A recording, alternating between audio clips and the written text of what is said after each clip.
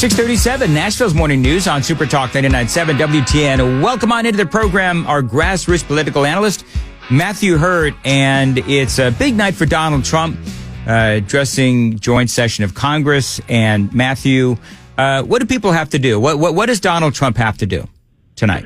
Well, Donald Trump tonight is going to showcase the first 45 or 50 days of his administration. I think we're going to see comments on immigration. We're going to see probably Elon Musk take front and center with Doge. Things like taking on DEI. And then, of course, as you've been talking about for the last 30 minutes and on and off throughout your show, the tariffs. And we're going to see all of these elements spoken about by Donald Trump, but we're also going to see it in the guests that Republicans and Democrats bring to Congress. We always have, members of Congress always bring guests. The president always brings guests, and we're going to see a number of guests that highlight both sides of each of these conversations. And I think it'll be a very interesting presentation, Trump's first presentation to Congress in this term. And so it should be pretty exciting for supporters of Donald Trump to see him come into the House of Representatives and make the case for his agenda. So I think by all accounts, Donald Trump's war on illegal immigration has been a success. And really the two big things that people voted for Trump on, illegal immigration and, of course, the economy. There's a lot of hand-wringing going on regarding these tariffs. Of course, the markets had a big sell-off yesterday. They seem to be okay this morning, the futures. But I think that part of what's going on is, number one, you have a lot of people in the media. They're sort of, they're trying to predict a doom and all of these other things. It's going to send us into a recession, a depression, all of these other things. Inflation's going to go up. Oh, my God. I don't know if anybody knows what's really going to happen. And I've got E.J. Antoni from Fox News and Heritage Foundation at 806. He's an economist.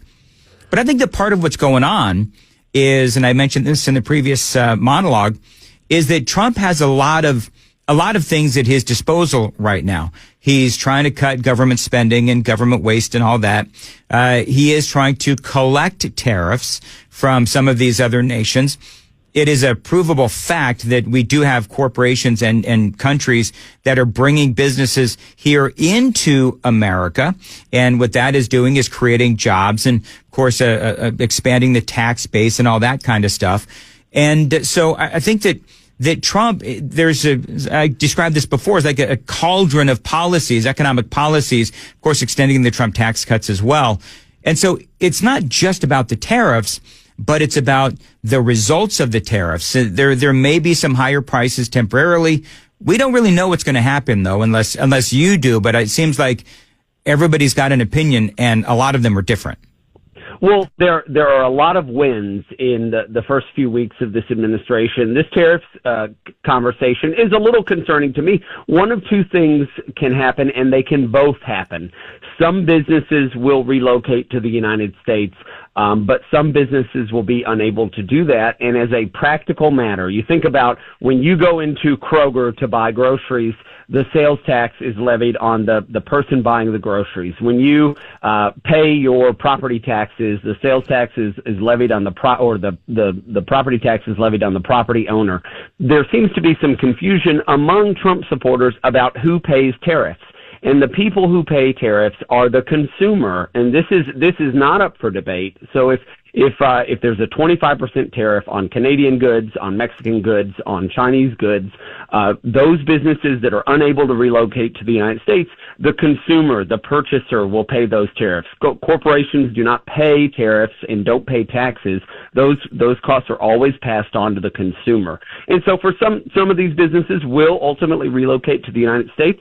But those that cannot, the costs will be rolled into the cost of buying a car or buying a DVD player or whatever it is that you might buy from a Canadian or Mexican or Chinese company. And so we are going to see, and I think in the last hour you had a news report where it may take through Memorial Day for these costs to roll into the cost of buying these goods. But we are going to see higher prices, and if the president is interested in tackling inflation inflation and bringing costs down, this is one element, a variable that we just don't know. As you've said, we just don't know what it's going to do to the cost of some of these goods. So how big of a threat is that to the midterm elections? Well, we're still 19, 20 months out from the midterms, and we've seen over the last 8 years how quickly the news cycle moves. If you get a couple of big name companies who relocate to the United States, that will be good news for the Trump position on tariffs. But if these costs continue to rise, most voters don't think about the sort of hypothetical or philosophical application of politics until it hits their pocketbook. And so if people are able to, if mortgage rates come down, if the cost of living comes down, gas prices, eggs, all of those things, then that'll be good. But if prices continue to rise and we hit January, February, March of 2026, it's going to be hard to make the case that the economy is doing better for the individual who isn't paying attention to a lot of the stuff that's going on in Washington. Yeah, and I always say this about the economy because it just depends on how you look at it. And it depends on how you interpret the numbers. You can manipulate the numbers any way you want. But I talked about that in the previous segment, and the supertext line blew up. 1840. Solar equipment prices have already started to climb. Christie says Trump folks have said this may be a temporary pain, but a big gain ultimately. Another person, 9669. I work at a local building supply company. Rebar and other things have already begun to jump up. And another person, 9811, says, I feel uneasy, Dan. My wife and I have saved for years, finally got land to build on, and then this happens. It does have me nervous, but he still likes and appreciates President Trump. So I think that people are beginning to feel it. People are beginning to worry. But the reality is that prices have already been high. And so if President Trump can make the case that, yes, the cost of some things are going up, but ultimately the greater economy is going to be better. And then all I talked about with the creation of jobs and the tax base, and we'll talk about GDP and all of those other things, they'll have to be able to adjust their messaging so that they convince the American people, even if some prices are higher, the overall economy is good. But remember, that's what Joe Biden tried to do, and it didn't work. Matthew Hurtt is joining us on Super Talk 99.7, our grassroots political analyst. And Matthew, you're right. Part of this discussion, all right, so if some prices do go up, then that happens. But Trump does have a lot of victories. You're absolutely right. And just to circle back on some of the economic elements you just mentioned, this will have disproportionate impacts across a variety of industries. You mentioned solar panels, the economy in particularly left of center states, blue states, and under the Biden administration, there was a disproportionate amount of incentives to engage in the green energy economy. So those costs were artificially depressed or lowered anyway. But there are a lot of big wins here. I think that we see on immigration, that we see on at least making the case that the government is being, there are efficiency measures being put in place. Now, I still argue that what Elon Musk and Doge do has to be confirmed by Congress. They have to actually pass the spending bills, and we've got Republican senators who refuse to sign on to that. I think it's up to the listeners to call in to their offices of the senators and representatives to make sure that they're actually voting for these things. Otherwise, it's money that's already been earmarked that's just going back to the Treasury. But there are big wins, and Donald Trump has, over the last month and a half to almost 2 months, has dominated the headlines with overwhelmingly positive news. And this is good news for Republicans. It's good news for Trump supporters. Matthew, let me ask you, because you watch this stuff far closer than I do.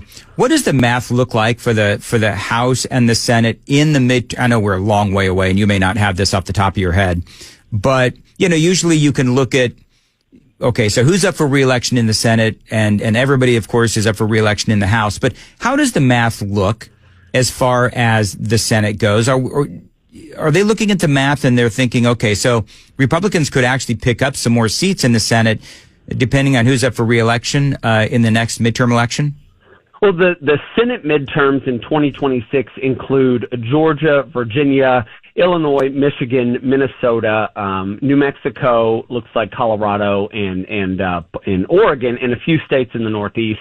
We can pretty much write off everything from Delaware up, but Georgia could be a pickup. Of course, I believe Senator Mitch McConnell is not running again, so that Kentucky Senate race could go from hard Republican to a toss-up. We saw in the gubernatorial election, I think last year, where the Republican did not win. Michigan could flip to the Republican side, and so we still have probably a 1 or 2 seat cushion on the Senate side. And then, of course, in the House, we had big numbers. Republicans ran up big numbers even in these swing states, the 7 swing states that Trump won, but the margin is still so thin, and that has to do with redistricting in some of these states.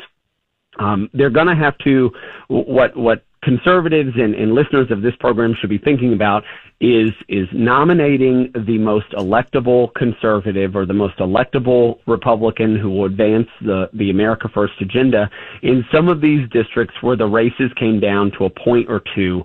And then depending upon the elements that voters are thinking about leading into the midterms, it could go one way or the other. I think Republicans probably hold the Senate in 2026. Sure. And the margin is thin in the House, but that could go either way. And of course, if Democrats take the House in 2026, then we've got almost a full stop on most of the America First agenda. And I think that's why Donald Trump is working at the velocity that he is, the speed that he is, because he knows that he only has, 2 years. And so all of these executive orders, they've got to make it through the courts and all that. And so it does make sense that he is running at full speed. It is 6:50. Matt, how can people find you on X? I'm on X at Matthew Hurtt, MattheWHurtt. All right. Looking forward to speaking to you again. Always great analysis. It is 6:50 on WTN.